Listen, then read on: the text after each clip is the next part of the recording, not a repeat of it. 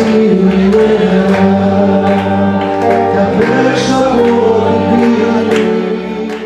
νέα γενιά είμαστε μαζί με το ταξικό συνδικαλιστικό κίνημα στους αγώνες και μαζί θα συνεχίσουμε. Η προοδευτική κίνηση φοιτητών δείχνει έμπρακτα τη στήριξη της στους οικοδόμους.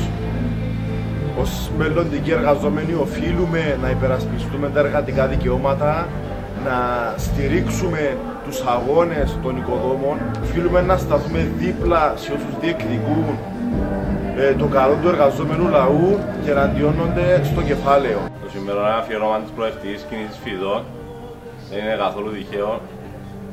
Δείχνουμε την αλληλεγγύη μας στους οικοδόμους και ευρύτερα στο εργατικό λαϊκό κίνημα.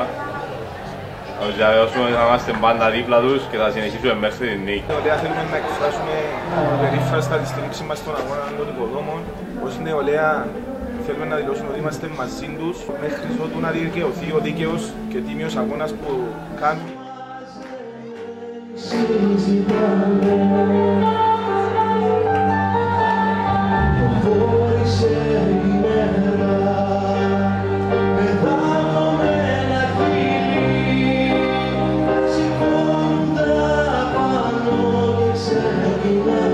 Έξω στην κοινωνία εξελίσσεται ένας αγώνας μεγάλος των οικοδόμων.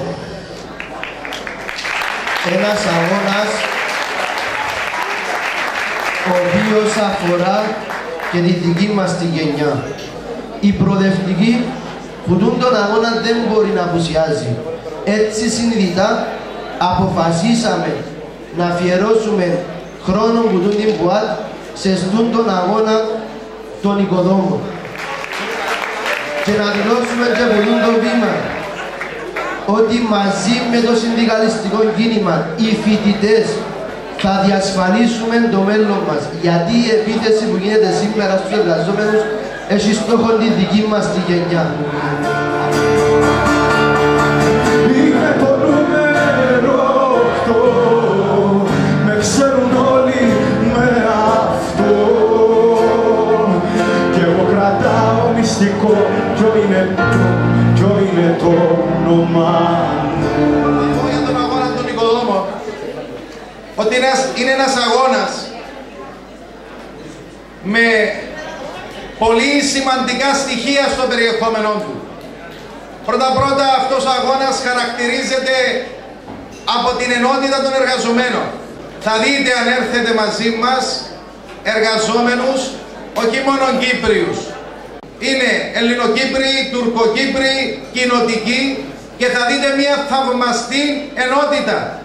Τα ζητήματα, όπως λέμε, είναι πάντοτε ταξικά. Είμαστε οι εργαζόμενοι από τη μια και το κεφάλαιο από την άλλη. Είναι γι' αυτό που αυτός ο αγώνας δεν πρόκειται να χαθεί. Είναι γι' αυτό που αυτός ο αγώνας στο τέλος της ημέρας, όσο σκληρά και αν παλεύουν οι οικοδόμοι, θα δικαιωθεί. Και θέλω από αυτό το βήμα να εκφράσω τις θερμές ευχαριστίες μας προς την κυβέρνηση του Δημήτρη Χριστόφια για τη συμπαράσταση που παρέχει με διάφορους τρόπους σε αυτόν τον αγώνα. Θέλω να σας καλέσω, όταν αύριο με το καλό θα είσαστε στην παραγωγή, να μην ξεχνάτε ότι μόνον ενταγμένοι στο συνδικαλιστικό κίνημα μπορούμε να δώσουμε οργανωμένους αγώνες, μπορούμε να διασφαλίσουμε καλύτερα το μέλλον μας. Θέλω να σας ευχαριστήσω και πάλι για την συμπαράσταση. Αυτή η συμπαράσταση μας δίνει δύναμη